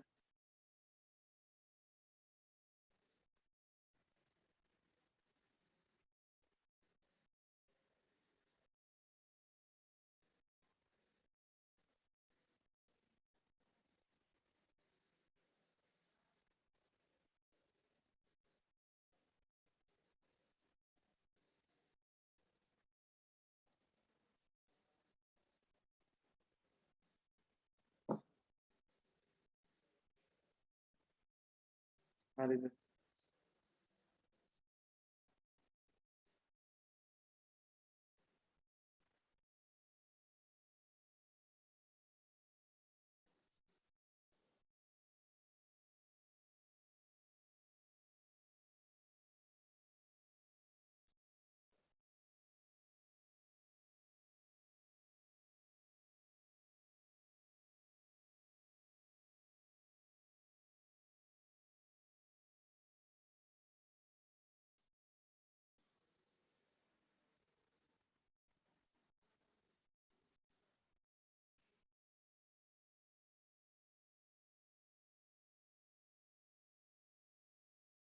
ඊළඟට ලියන්න.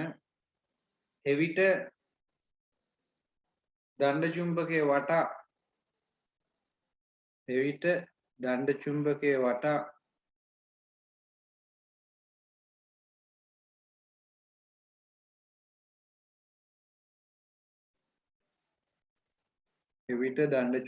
වටා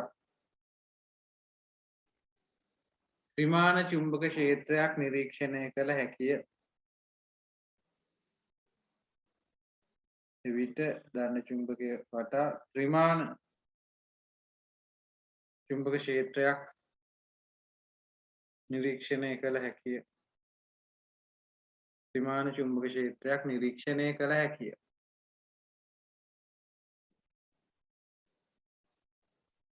එවිට දණ්ඩ චුම්බකයේ වටා ත්‍රිමාන චුම්බක ක්ෂේත්‍රයක්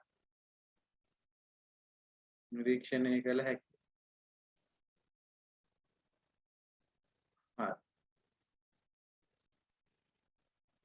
අපි එහෙමනම් අදට අවසන් කරමු නේද? ඔය ටික පාඩම් කරලා තියාගන්න.